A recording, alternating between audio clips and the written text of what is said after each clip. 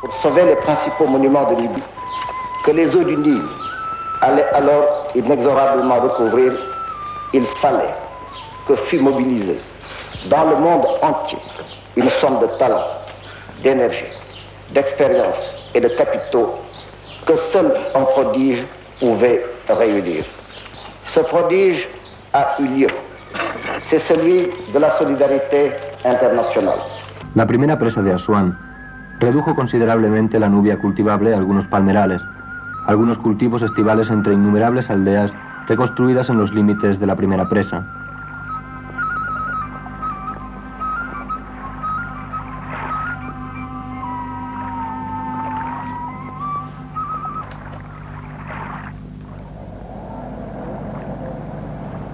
Pero este paisaje estaba ya condenado. Las necesidades económicas del momento justificaban la construcción de una nueva presa en el Nilo. Esta presa debía dar nacimiento río arriba, a un lago de 500 kilómetros de longitud, accionar las turbinas de una importante central eléctrica y además ampliar la superficie de tierras cultivables.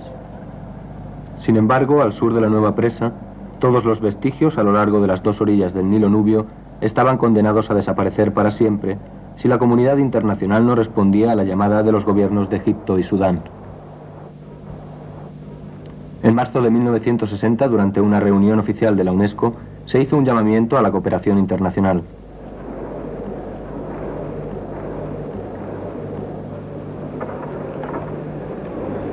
Une protection universelle est due aux monuments de valeur universelle.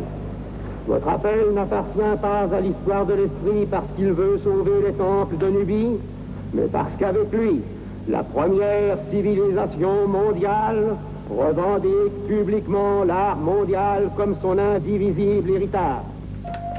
Tallados en la roca, los templos de Abu Simbel se alzaban abandonados a la orilla del desierto nubio. El gran templo, enterrado en la arena, fue redescubierto en 1813 por el orientalista suizo Ludwig Burckhardt. De estos templos, situados al borde del Nilo, no lejos de la frontera con Sudán, el más pequeño está dedicado a la diosa Hathor. Su fachada está decorada con estatuas colosales de más de 10 metros que representan al faraón Ramsés II y a su esposa Nefertari.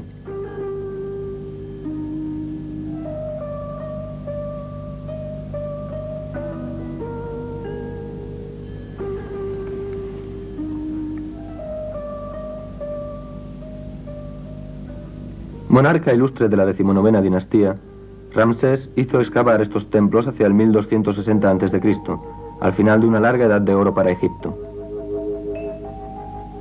4 estatuas colosales de más de 20 metros de altura muestran la figura del faraón delante del templo. Al lado de este gigante, los miembros de la familia real parecen enanos.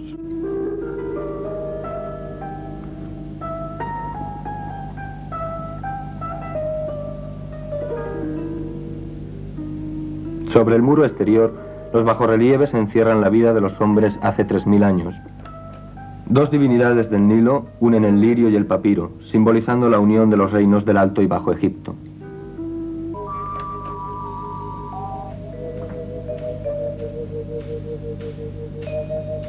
Además de las estatuas de la reina Nefertari y de sus hijos predilectos, la fachada del templo está decorada con efigies que simbolizan la grandeza del soberano y el respeto que inspiraba a sus enemigos.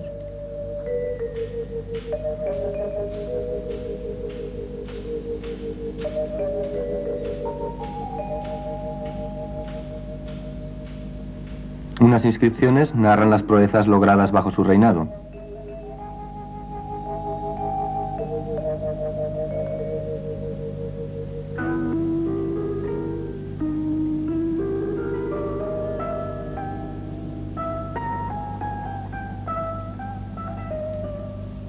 Largas filas de guerreros encadenados testimonian sus éxitos militares.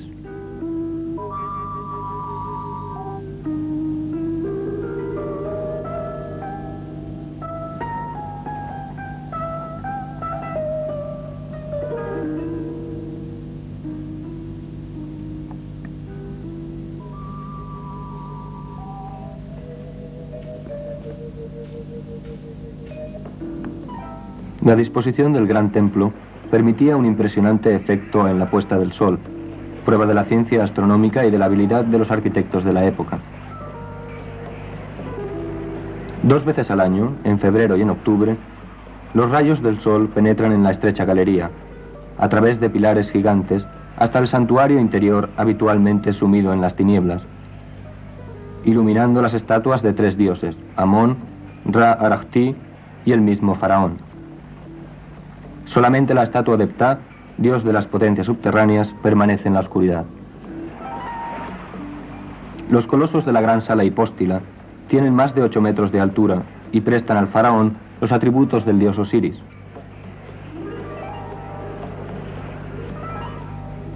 Los bajorrelieves coloreados pregonan la gloria del monarca.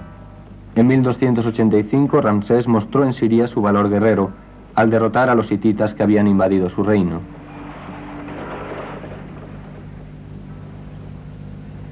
Estas imágenes del poder y gloria del gran faraón dan testimonio al mismo tiempo del incomparable talento de los artistas de la época.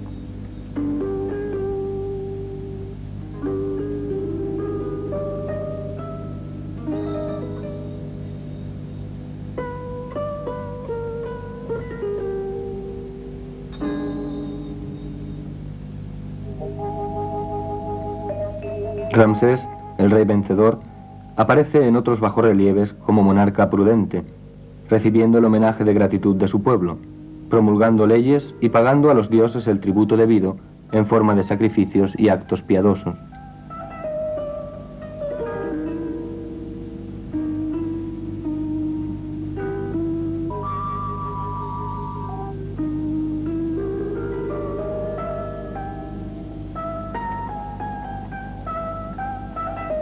Hoy, 3000 años más tarde, los descendientes del faraón deben enfrentarse a problemas que hubieran confundido al espíritu de Ramsés.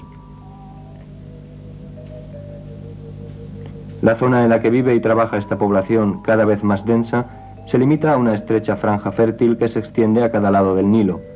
El famoso granero de trigo que era Egipto se ha vuelto demasiado estrecho. La construcción de la presa de Saad el-Ali debe satisfacer una necesidad vital del pueblo de la República Árabe Unida. Una cuenca de retención de las aguas del Nilo se extenderá lejos en el sur, en el interior de Sudán. Entonces será posible irrigar vastas regiones y aumentar considerablemente los cultivos, mientras que la producción de energía eléctrica permitirá la implantación de nuevas industrias. Pero la construcción de la presa tiene sus inconvenientes. Centenas de miles de personas han debido ser desplazadas y los monumentos únicos de Nubia habrían sido destruidos si no se hubiesen tomado en el momento oportuno medidas para preservarlos. El mundo entero se conmueve ante las amenazas que pesan sobre los monumentos de Nubia. La República Árabe Unida pide ayuda a la UNESCO, que lanza una campaña internacional para salvar esta herencia del pasado. Más de 50 países aceptan compartir los costes de la operación. Entonces comienza una carrera contrarreloj y contra la subida de las aguas. Se proponen diversos métodos y finalmente se elige el siguiente plan. Se construirá un dique provisional de planchas para proteger los templos durante los trabajos. Sobre la fachada, una capa de arena recubrirá las estatuas de Ramsés.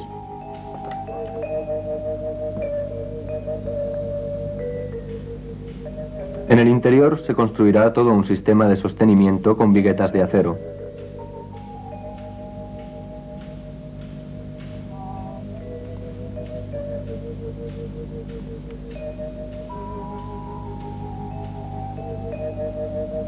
Finalmente se retirará la roca que rodea al templo excepto una coraza de 80 centímetros.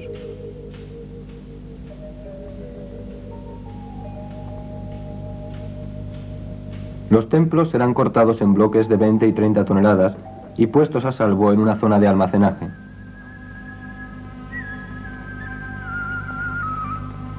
Más tarde, los templos serán reconstruidos en un nuevo emplazamiento 60 metros más arriba, y su decoración natural será reconstituida.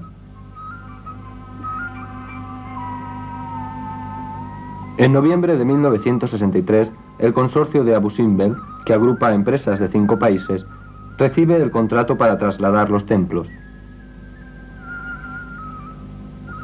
La misión es delicada. El clima y el aislamiento aumentan las dificultades. La ciudad más cercana, Asuán, a orillas del Nilo, está a unos 300 kilómetros, río abajo. No hay ninguna carretera para llevar los materiales, las máquinas, los alimentos. Un cargamento que viniera de Europa tardaría 5 meses en llegar. El viaje desde el Cairo dura 1 mes o 2.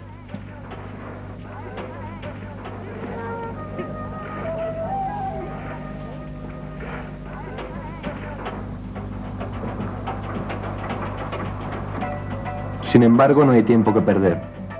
Antes de construir el alojamiento para el personal, es necesario iniciar la construcción del malecón que se apoyará sobre las planchas. Su cima debe encontrarse a 28 metros sobre el lecho del río.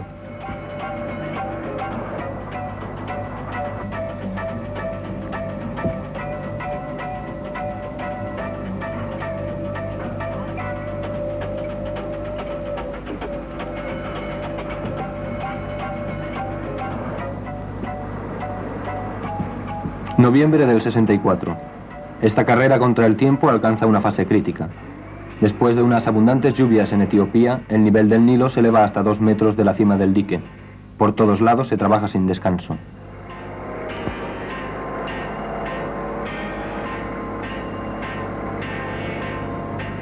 Antes de comenzar el corte de las estatuas, toda la fachada debe estar recubierta de un escudo de arena fina para protegerla de la caída de las piedras. En los lugares más delicados, la arena es aplicada a mano.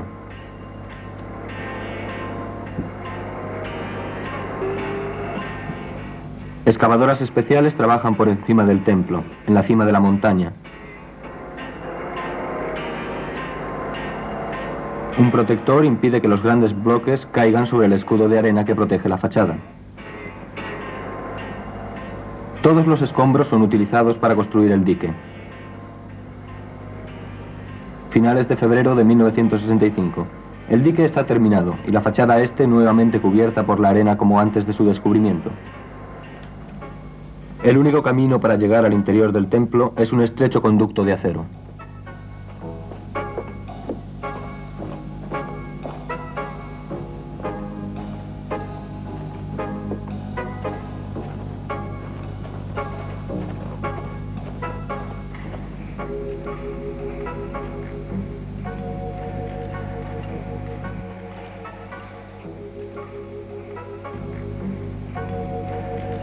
En el interior de los templos, 240 toneladas de vigas de acero aseguran su sostenimiento.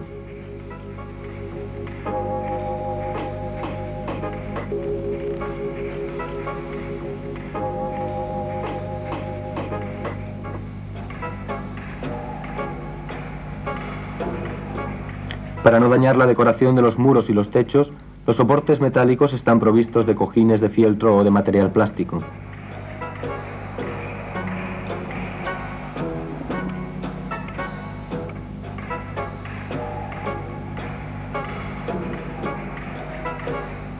Cada pieza está numerada para que al reensamblarlas se siga el orden inverso que al desmontarlas. Las dificultades comienzan verdaderamente cuando se atacan las rocas que dominan el templo.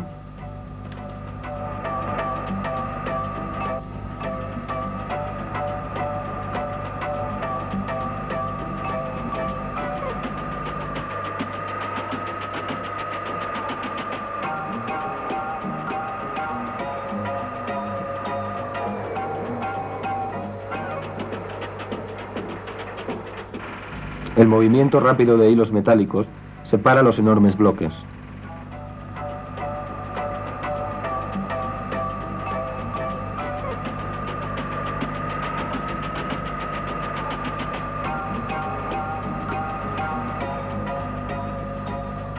Pero solo es un ensayo general. Aún no es necesario lograr una extrema precisión.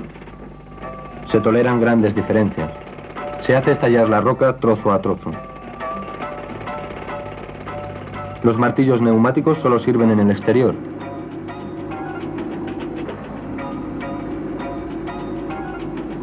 Aparatos de control miden constantemente las vibraciones que provocan. El volumen de rocas que dominan los templos disminuye sin cesar. Los derriot son destinados a levantar los bloques ya cortados.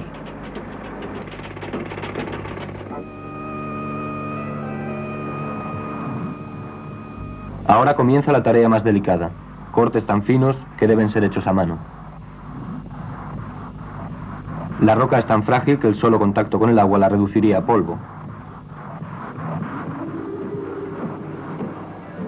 Cada bloque debe ser cuidadosamente marcado para poder ser repuesto exactamente en su lugar al reconstruirse los templos.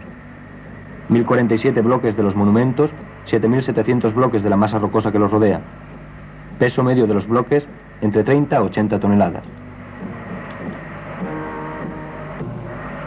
Para transportar sin riesgo los bloques más pesados, se introducen en su interior barras guarnecidas de resina sintética para absorber los esfuerzos excesivos.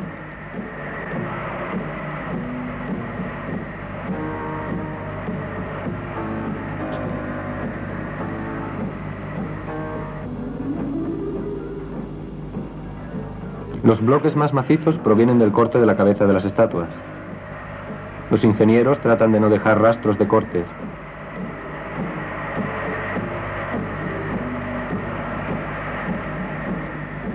Se comenzó por proteger las superficies del corte por medio de revestimientos plásticos.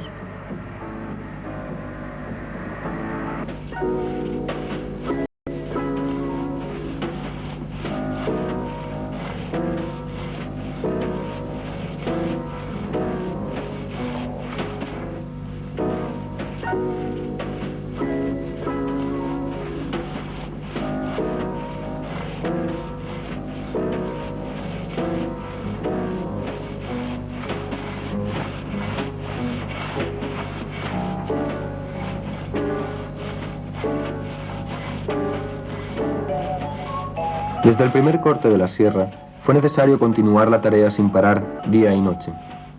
A la más leve pausa, la roca desmenuzable, cubierta de trazos duros, amenazaba con desmoronarse.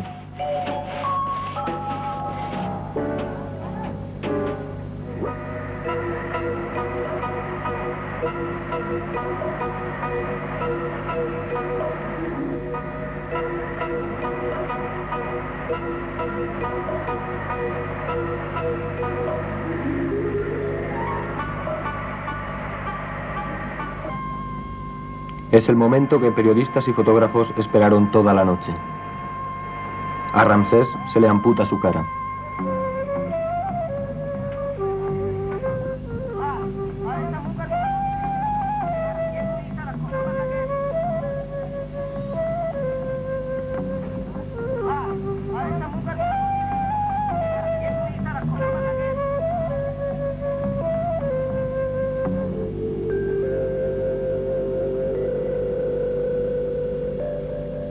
Última y majestuosa mirada sobre la fachada desnuda antes de ser llevado hacia el área de almacenamiento en una plataforma rebajada.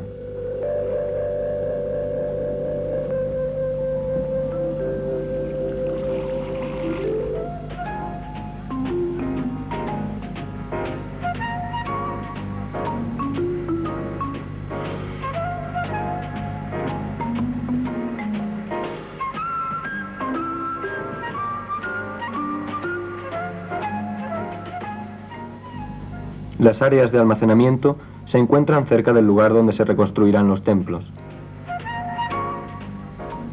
Se anota la posición y el número de cada bloque, como se haría con un libro en una biblioteca.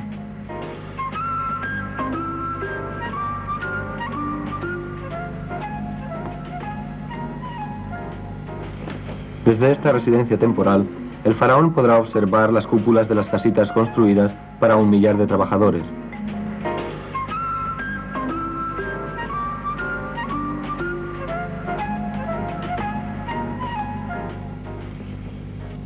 Podrá asimismo contemplar la piscina y sus límpidas aguas, verdadero espejismo en el desierto.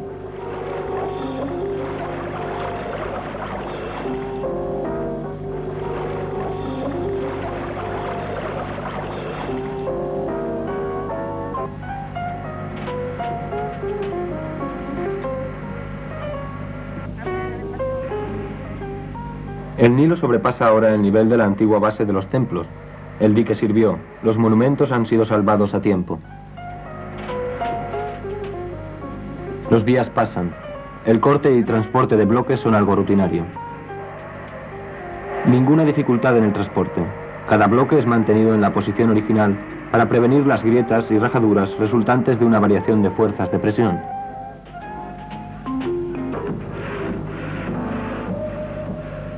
En el interior del templo el trabajo progresa rápidamente. Cada día nuevas maravillas del arte salen a la luz.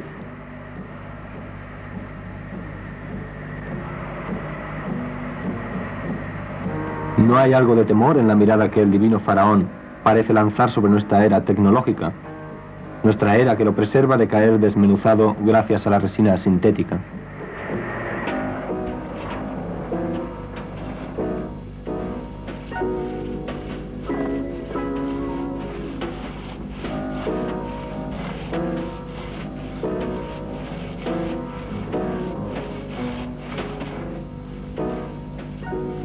Se cortan las columnas con finísimas sierras, con infinitas precauciones. Expuestas a la intemperie, esas superficies son de una extrema fragilidad.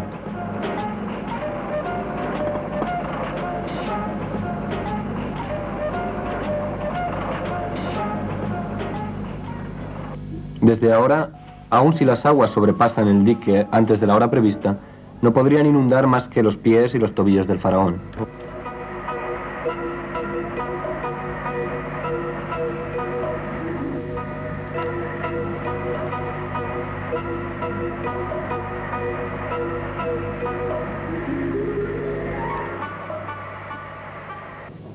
El último bajorrelieve está listo para su transporte.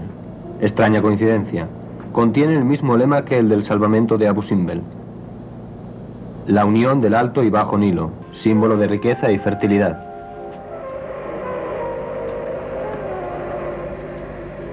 Sobre la planicie se prepara ya la reconstrucción. Primeramente se ha procedido a una gran nivelación. Luego se ha calculado exactamente el eje de construcción, a fin de preservar 2 veces al año el mismo prodigio luminoso, y se comienza a reconstruir el interior del templo.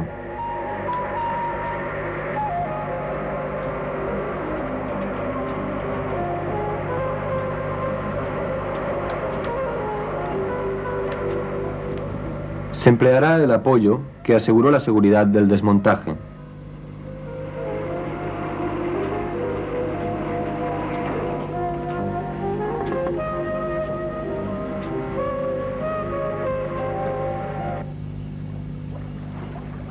El ensamblaje de los grandes bloques de las fachadas muestra la precisión del corte. El emplazamiento original está ya abandonado, sumergido en el Nilo.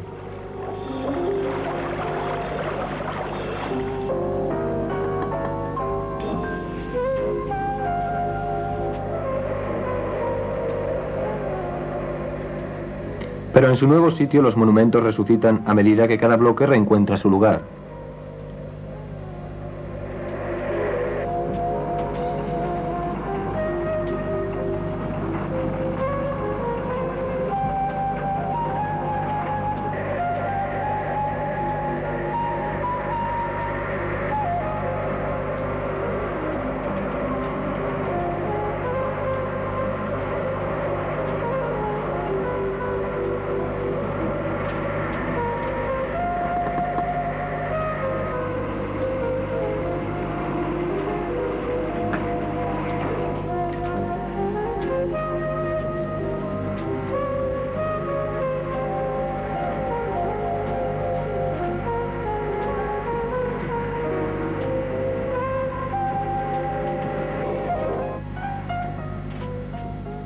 Es la fase final, el montaje de los colosos de 20 metros.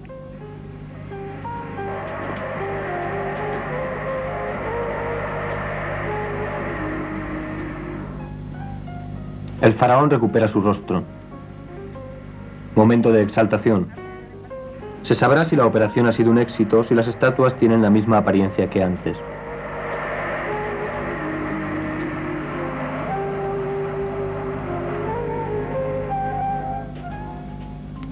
Sin embargo, la proeza técnica de transporte y montaje no significa el fin de los trabajos. El paisaje rocoso característico de los alrededores de los templos debe ser reconstruido tal como era. Es necesario modelarlo nuevamente sobre 12.000 metros cuadrados y, para comenzar, proteger los templos con capas de cemento. Sobre el gran templo, la bóveda tiene más de 60 metros de alcance. Está hecha de segmentos de hormigón con una anchura de 1,80 m en la cúspide y de 2,30 metros en la base. Esta construcción gigantesca exigió 10.000 metros cúbicos de hormigón. En el vértice tiene 10 metros de espesor. Deberá soportar una carga de piedras de 20 toneladas por metro cuadrado.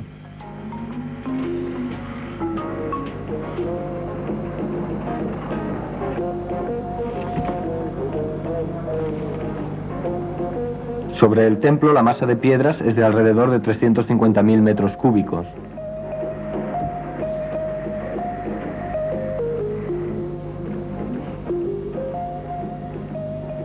La bóveda del pequeño templo tiene 3.000 metros cúbicos de cemento, con un alcance de 25 metros.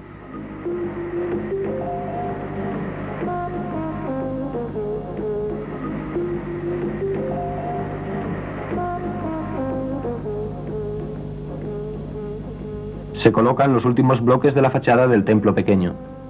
Será necesario aún encontrar la posición exacta de 7.700 bloques pertenecientes a los dos templos.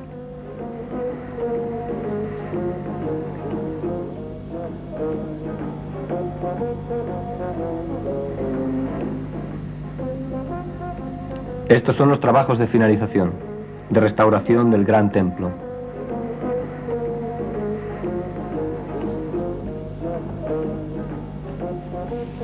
La fachada está protegida de fisuras y de la intemperie. Tiene que durar siglos.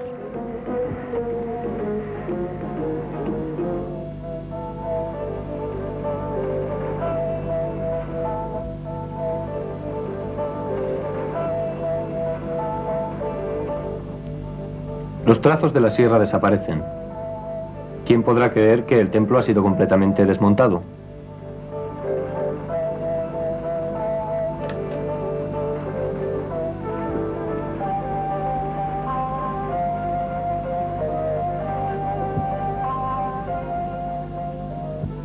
Los templos de Abu Simbel están ya preparados nuevamente para la salida del sol.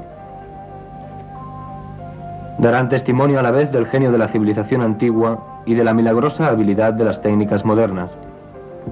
También darán testimonio de la voluntad del mundo de preservar lo mejor de su pasado sin renunciar a construir el porvenir, apoyándose en la cooperación internacional para coronar con éxito esta gran empresa.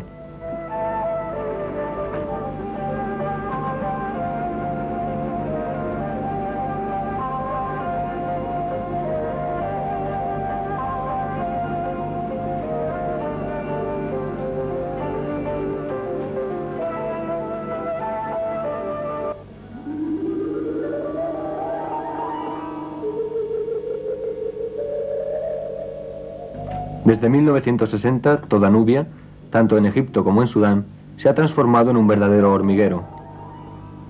En Kalabsha, el gobierno de la República Federal de Alemania asegura el desmontaje de un templo tolemaico, monumento formado de grandes bloques de arcilla, a menudo decorados en una de sus caras.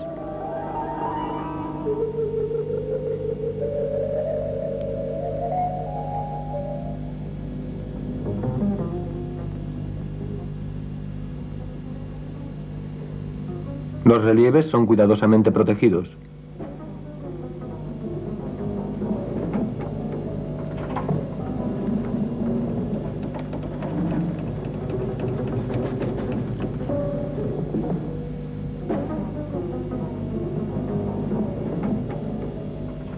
Los bloques son puestos en una barca que los conducirá a 60 kilómetros río abajo.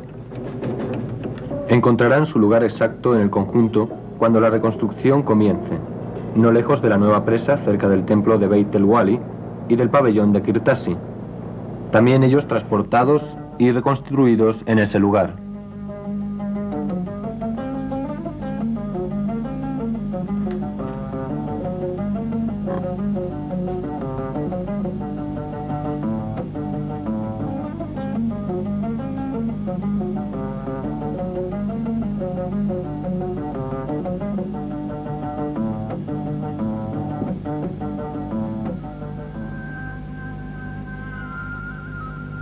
El templo de Kalabsha es así cuidadosamente levantado antes de ser reabierto a los visitantes.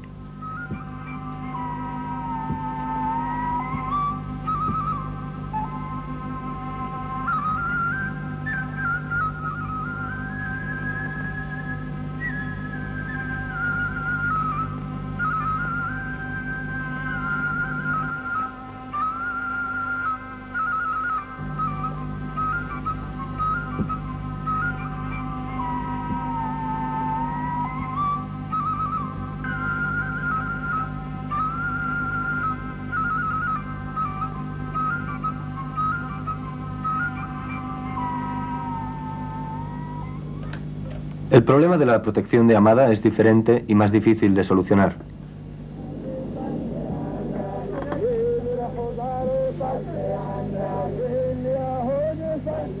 En efecto, este templo de la 18ª dinastía, construido con pequeños bloques de gres, tiene la particularidad de haber conservado a menudo el yeso pintado que recubre las esculturas. Se debe entonces encontrar la solución ideal para transportar el monumento sin destruir la capa de yeso y sus colores. Solo hay una solución, y es transportar el templo en una pieza. Francia se encarga de la empresa. Las columnas y ángulos son protegidos, y la solidez del edificio, tanto interior como exterior, se asegura gracias a unas vigas de cemento armado.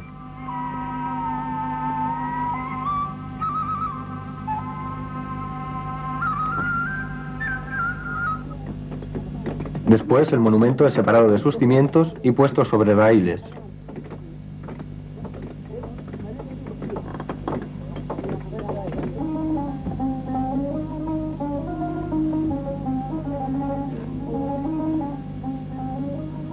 Durante unos 6 meses, el templo de Amada, encofrado, recorre los 6 kilómetros que lo separan de su nuevo emplazamiento.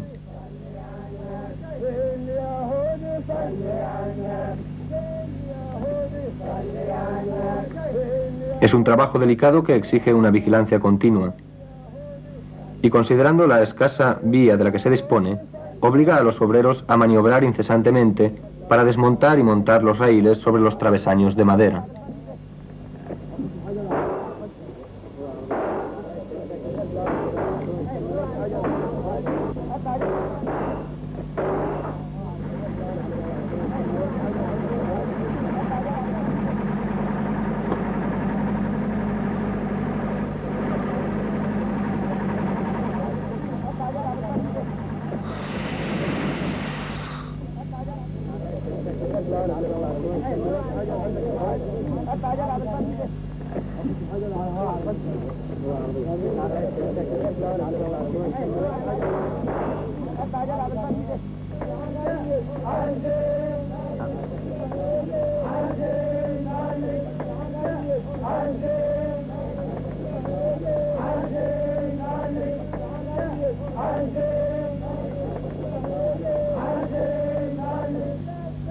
Amada, desembarazada de su armadura y vigas, se encuentra actualmente cerca del templo de Der y de la tumba de Penut, que fueron reconstruidas en el mismo lugar. Por su parte, el Servicio de Antigüedades egipcio se encarga de trasladar toda una serie de monumentos fuera del alcance de las aguas. Primero, el más espectacular, el templo de Ramsés II en Wadi Sebua. Una avenida de esfinges coronadas conduce al pilono, y luego a las diversas salas.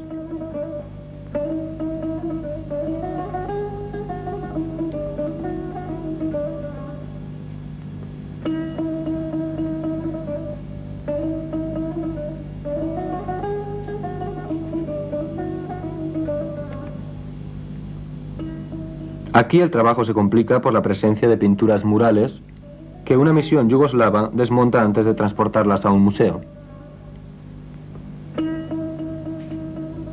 El método para cortar, desmontar, transportar y almacenar los bloques de un monumento está ahora a punto.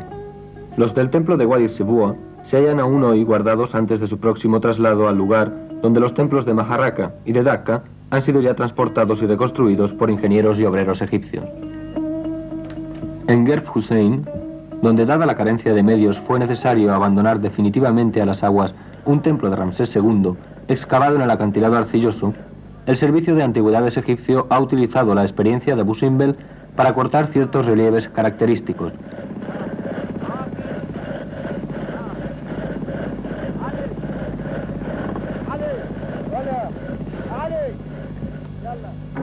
Por el contrario, Ender ha cortado, transportado y reconstruido cerca del templo de Amada otra obra a la gloria de Ramsés II.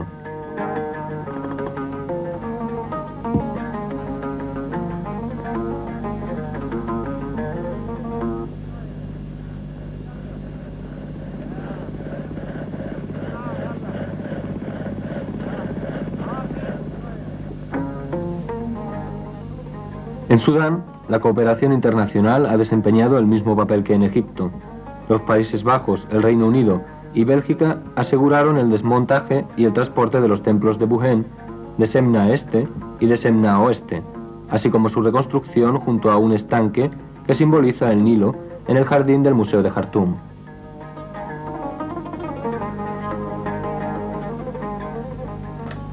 Durante la estación de las lluvias se los protege con un hangar móvil, lo que permite visitarlos todo el año y admirar los bajorrelieves que datan del Imperio Medio.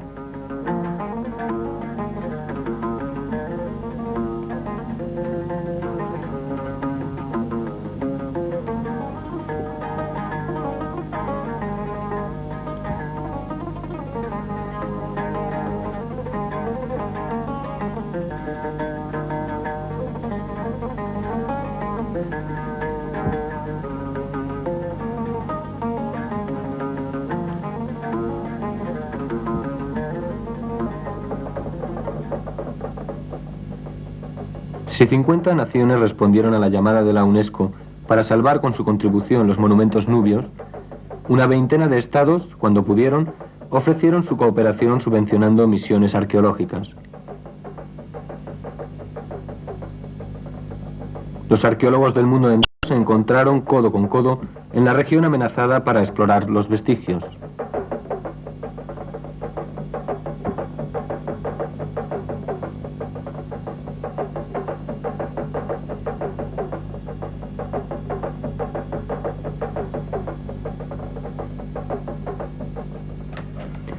Han obtenido remarcables resultados en la Nubia sudanesa, hasta entonces poco conocida.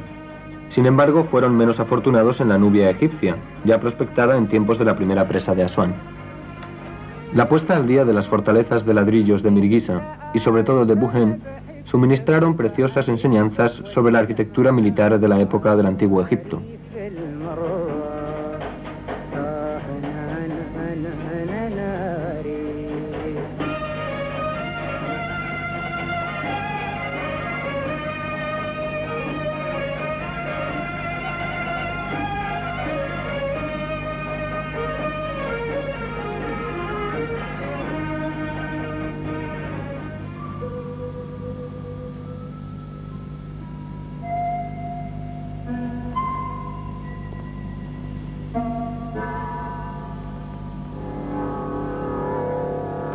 Toda una serie de hallazgos actualmente expuestos en el Museo del Cairo de Jartum testimonian la importancia y originalidad de las civilizaciones que se sucedieron en Nubia desde sus orígenes hasta épocas recientes.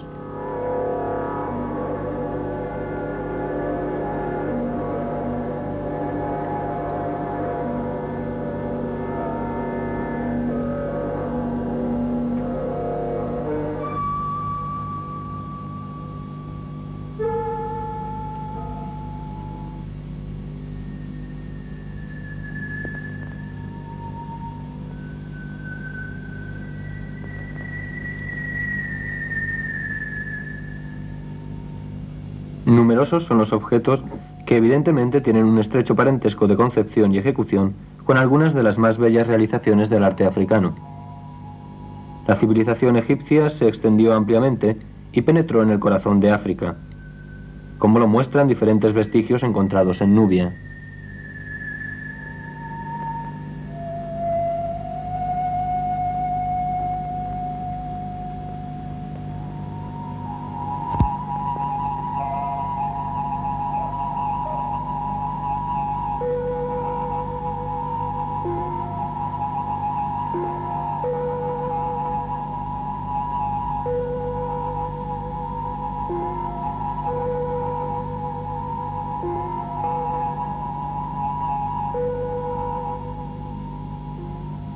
Las magistrales pinturas murales de la Catedral de Farras, en la Nubia sudanesa, fueron descubiertas y depositadas por la misión polaca. Por ejemplo, esas dos Madonnas que protegen una y otra a una princesa nubia.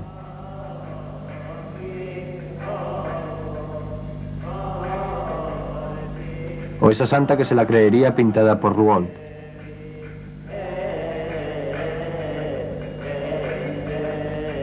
O el arcángel Gabriel rodeado de orantes.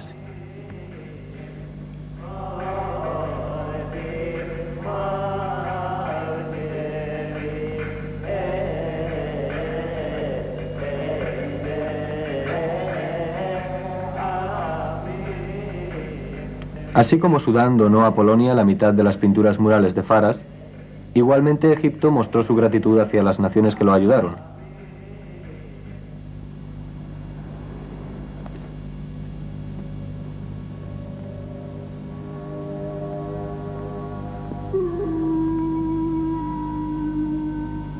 Así, Estados Unidos ha podido reconstruir en el Metropolitan Museum el pequeño templo de Dendur, antes situado al sur del templo de Kalabsha.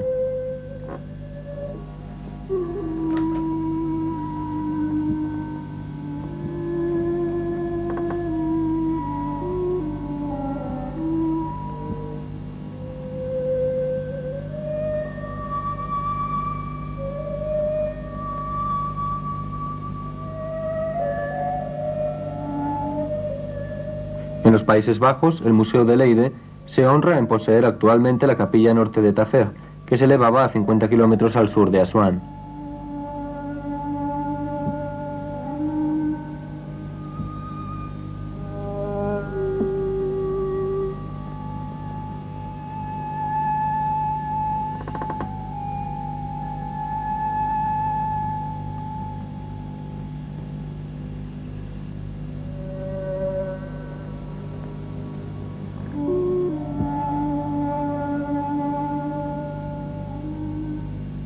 En España, el templo de Debod quizás se encuentre en Madrid lejos del cielo nubio, pero al menos ha recuperado su conjunto arquitectónico, fuertemente afectado por un terremoto en 1868. De todos modos, la campaña internacional para salvar Nubia no ha concluido.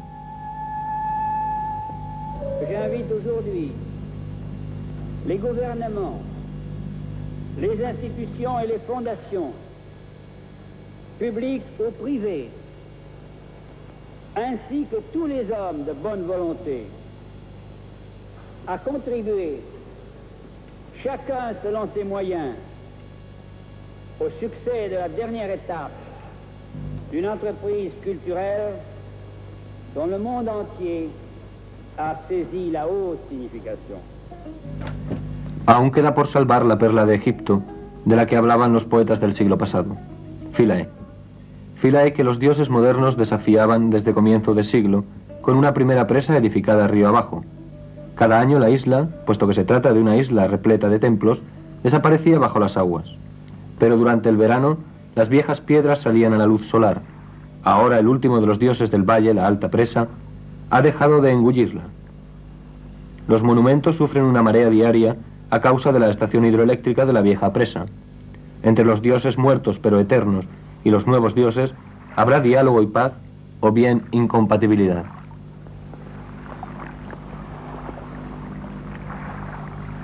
La isla de Philae ofrece un espectro único de estilos arquitectónicos. La marca más antigua data de la época del faraón Nectanebo, que reinó a mediados del siglo IV a.C., aunque un altar se remontaría al siglo VII antes de nuestra era. Con respecto al monumento más tardío, es un espléndido quiosco de estilo greco-romano, supuestamente levantado bajo el emperador Trajano.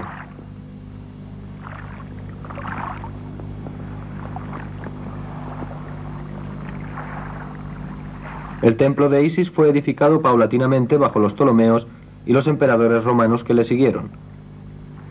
Los bajorrelieves del elegante pilono de este templo clásico representan diversas divinidades relacionadas con la leyenda de Isis, la diosa de la fertilidad, y de su esposo Osiris, rey de la tierra.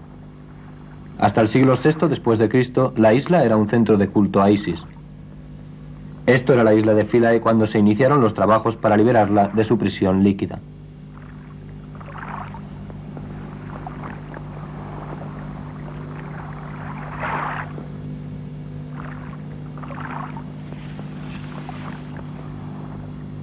Muchas soluciones técnicas fueron propuestas, empleándose finalmente la que consistía en construir un dique alrededor de la isla, bombear el agua, desmontar los monumentos piedra por piedra y reconstruirlos en una isla vecina descubierta llamada Agilkia.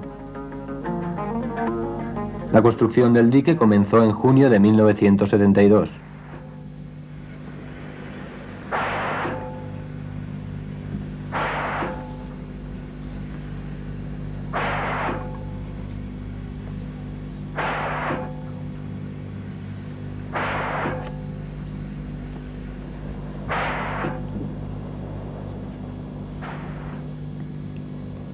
El trabajo duró 2 años. De hecho, se trataba de rodear la isla con un doble anillo de acero.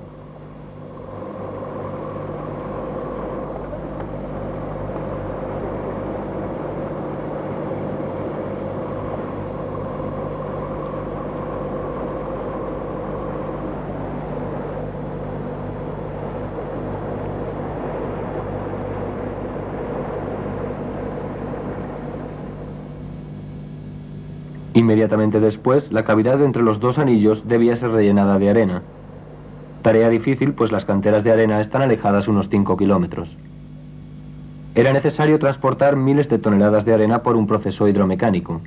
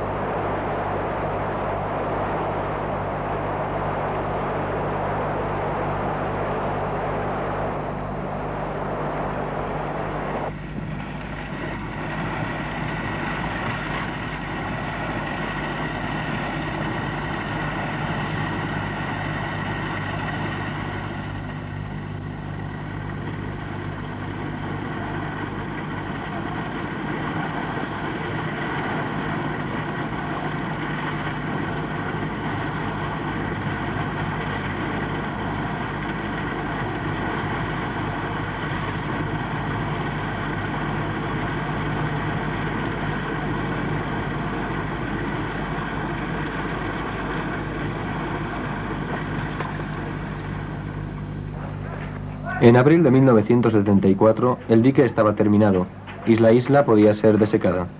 La operación de drenaje duró varios meses.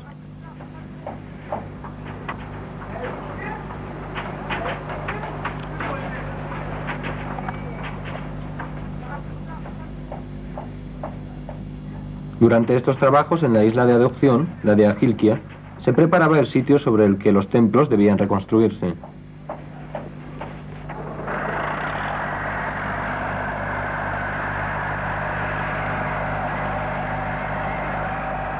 Era necesario allanar el terreno en ciertos lugares y en otros ensancharlo.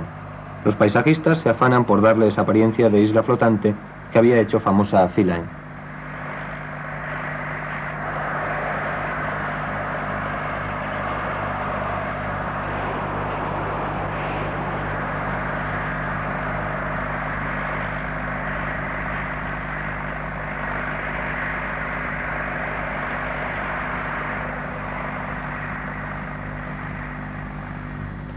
A finales de 1974, la isla de Philae fue liberada de las aguas y los obreros comenzaron a retirar el limo que recubría los monumentos desde que la isla había estado sumergida.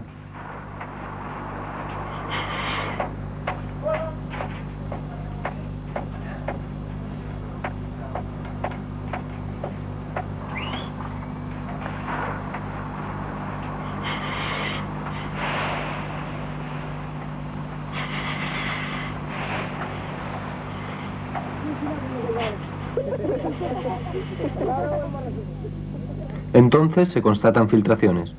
Son necesarios más meses para llevar la operación a buen puerto, pero seguía habiendo limo, una capa que alcanzaba los 4 metros en ciertos lugares.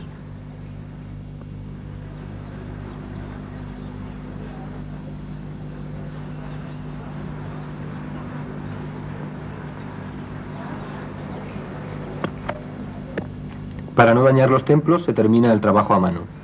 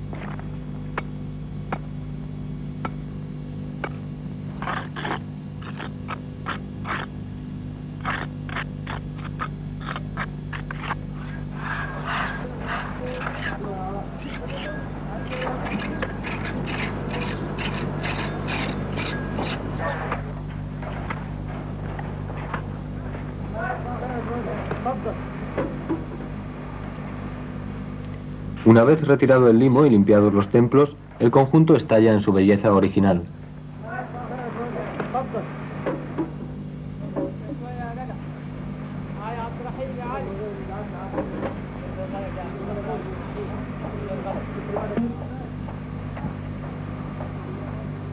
A finales del siglo pasado se construyó la primera presa de Asuán y la isla de Philae fue objeto de trabajos minuciosos que completaron más tarde exámenes fotométricos. Con templos desmontados y sus cimientos puestos al desnudo, los arqueólogos tienen una nueva página de la historia que escribir, puesto que no es imposible que aparezcan restos de monumentos más antiguos. Hay una gran riqueza de inscripciones en la isla, algunas de ellas en escritura demótica, que son actualmente objeto de nuevos estudios.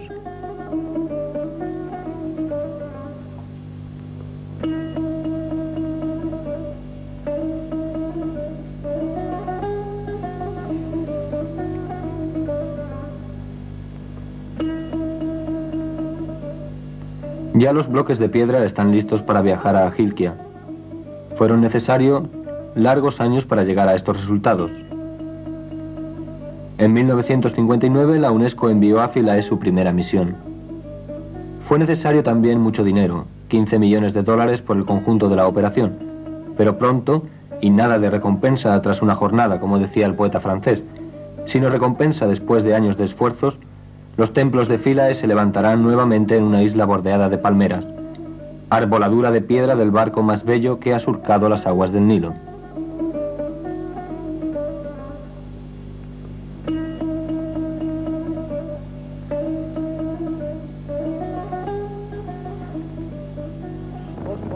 Des drames, des conflits, des divergences, des dissidences politiques ou religieuses, voilà que nous faisons renaître des temples bâtis il y a quelques milliers d'années. Hoy no existe un lugar mejor que Egipto donde se manifieste esa pervivencia histórica, cuyos símbolos son Abu Simbel y Philae, y la inmensa solidaridad internacional suscitada por la UNESCO.